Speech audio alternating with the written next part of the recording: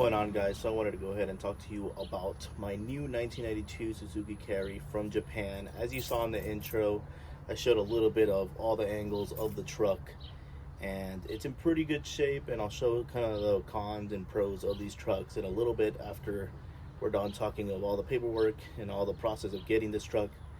Now, I skipped the process when getting this truck. I got it through a importer who just brings them in here in Texas. I went that route because I searched up all the other ways of getting one here to the States, and roughly I was getting around 5,000 to 5,500 in total to bring it myself and do all that work. So I was like, let me skip all the work of having to bring it in and doing all the importing, exporting, and all that paperwork that's needed, because I did do a lot of the research, and there's a lot of great forums on Reddit that tell you what you need and what you need to do to be able to bring them in, and you'll get it a little bit cheaper, but it's not by much. So you might as well just go ahead and buy one here in the States if you can get it at a good price, which I believe I did. So I paid $6,000 for this truck in total. I did the math and the research for how I would bring it in, and it would come out to around that price that I mentioned before, 52 to $5,000. So for $1,000 more, I'd rather pay up and not have to deal with that. Now, I did change it to my name, and I did get the registration. That cost me 500 bucks. Usually it can be lower if you put a lower number on the paper when you're doing the taxes on it for the DMV. But in my case, the person I bought it from put the number in prematurely, so I had no choice but to pay the taxes that were put on there. So all in all, I'm at $6,500 total for this truck. Now, I still need to do oil change, filter change, and probably a tire change, but I won't be doing that until I change and buy some rims along with it, and I'll just go ahead and buy the tires and all that together. So obviously these are costs that are not really a part of this total cost of the truck, but I'm counting it as it's something that it kind of needs. And also the insurance, I talked to State Farm. They were able to give me a quote. The guy I bought it from said go through Haggerty, because they can also get you a good estimate for it. But I just went ahead and went with my original provider of insurance, which is Progressive. They told me that they could do it, and it went pretty quick, and I only have to pay 11 bucks a month. Now, the only reason I think it's so cheap is they're probably making it count as a UTV or ATV of sorts, so that's why it's so cheap. So after driving it for probably 2 weeks now, I can tell you that this truck gets so much attention. If it were to be, I think, like a Skyline, a lot of the people who just don't know about Skylines wouldn't really give like a double look to it, or not really care much about it, or just not pay attention to it. But since this is so small, so cute, and so different from everything that's here in the States, and then you're also driving on the right side, and these windows, you can see everything clearly, so you can see me driving it. And I look massive in here, even though I'm 5'6". I'm not tall at all, and I barely fit in this truck. And yeah, I look pretty big in this truck. Now I'm going to tell you the pros and cons of this truck from the 2 weeks that I've been driving it. Let's start with the pros. The pros, it's really good on gas. I put $17 to fill it up, and about 2 weeks for it to run out. And I do daily drive it, so that's pretty good in my opinion. The other pro is it's small and compact, fits anywhere, you can park it anywhere. The other pro is the bed. That bed is big enough to put whatever you want. Obviously you can't haul very heavy stuff, I would believe. I still haven't done it, but I don't think it can carry super heavy stuff.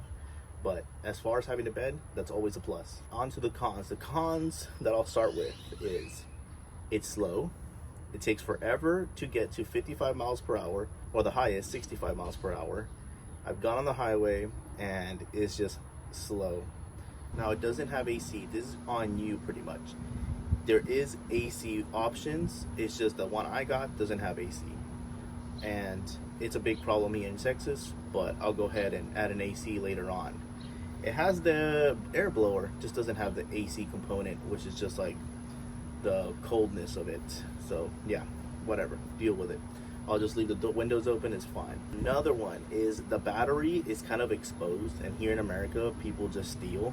So that's a pretty big negative in my opinion. That's something I'm gonna have to build a little plate to hide that battery, because it's pretty exposed. All you gotta do is just take off the 10 mil bolts and then it's out. So really easy, and not a good thing to have exposed. Also, the radio is only AM, and it has a little speaker integrated into the radio, so that's also a pretty big negative in my opinion, because you can't really add Bluetooth, an aux cord, or anything. You just have to listen to that. So that's something I'm gonna have to get changed out as well. Also, if you like the option of the lift bag bed, that I don't have. That's also a pretty cool thing that you can use. I don't think I would have much use for it. I do haul a couple things here and there, which I'll show a clip of right now.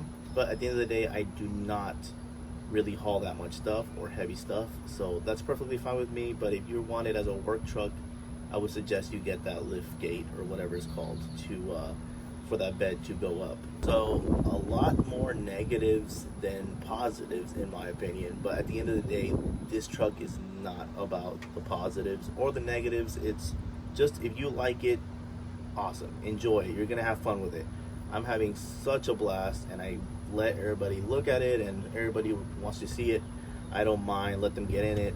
People are just so intrigued by it, and I think that's the cool factor of it. And having a little bit of Japan, one of the best cultures out there in my opinion, and so just, you know, happy to have this and happy to be able to own one now. Now I do have some ideas for it.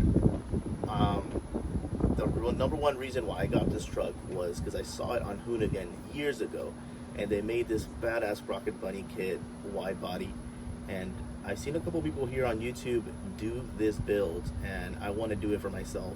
Ever since Hoonigan did it, this is something I want to do, and maybe I don't have a different vision. Hopefully it looks a little bit more different than the other ones. I do want to keep it white, but we'll see once we get there. I do have to do a paint job. It has certain rust areas, so please stick around for the Suzuki Samurai build. We still have a lot of work on that, and hopefully we can finish that soon, but I'll keep dropping videos on that. Just wanted to make a quick video on this truck because you'll probably be seeing it in the background, and I'll probably be doing some cool videos on it pretty soon as well. And got to do the oil change. We want to see how that goes. Got to do the tires and rims. So just a lot of cool ideas before I get the body kit and add it onto this little mini truck, which I bet you anything, even with the body kit on top, is going to get way more attention. So I'll see you guys. Please like and subscribe.